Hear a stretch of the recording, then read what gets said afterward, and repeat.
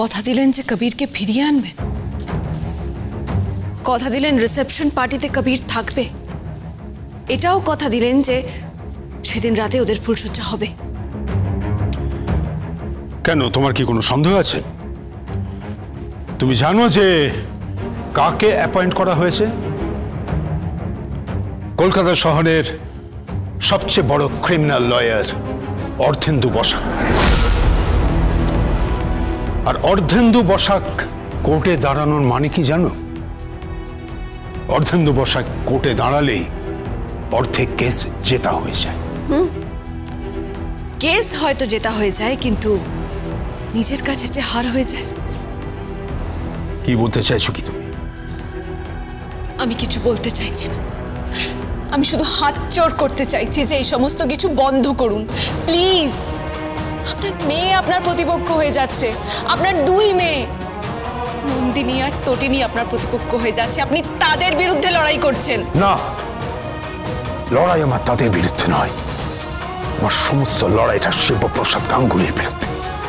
আমার লড়াইটা ওই ক্লাসটার বিরুদ্ধে। ওই ক্লাসটাকে আমি সহ্য করতে পারি না। ওদের জন্য আমাদের বিজনেসে গন্ডগোল হয়ে যাচ্ছে, আমাদের অর্ডার চলে যাচ্ছে, কোটি কোটি টাকা লস হয়ে যাচ্ছে, আমরা টেন্ডার মিস করছি, ব্যাস সেইটুকু। আর উল্টো দিকে যে আপনার নাতি নাতনি আছে, আপনার মেয়ে আছে, আপনার জামাই আছে। মানি না, জামাই বলে আমি ওকে মানি না। তুমি খুব ভালো করেই জানো ওরা আমার কাছে মৃত। আজ মৃত বলছেন, বিয়ের সময় যে ওদের কাছে আপনি নিজে গিয়ে হাত জোড় করে তাদের নিমন্ত্রণ করে এখানে এনেছিলেন শুধুমাত্র নিজের আখের গোছানোর জন্য, তখন ভূমিকা তুমি কিন্তু তোমার সীমা লঙ্ঘন করে যাচ্ছ।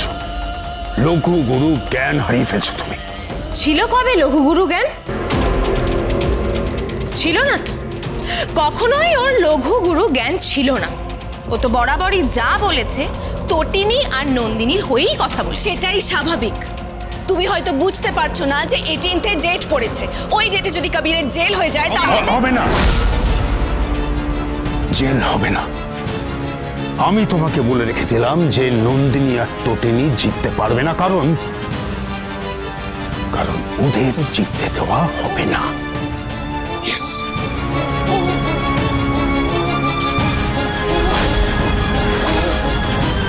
চমৎকার, কেমন মানুষ তুমি?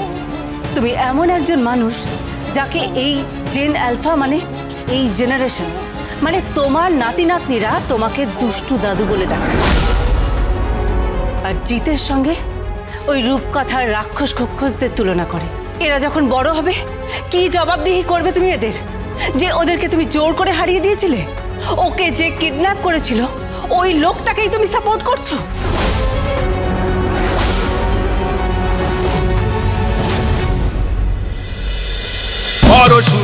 পরশুরাম আজকের নায়ক, সোম থেকে রবি প্রতিদিন রাত ৮টায় স্টার জলসায় ও জিও হটস্টারে।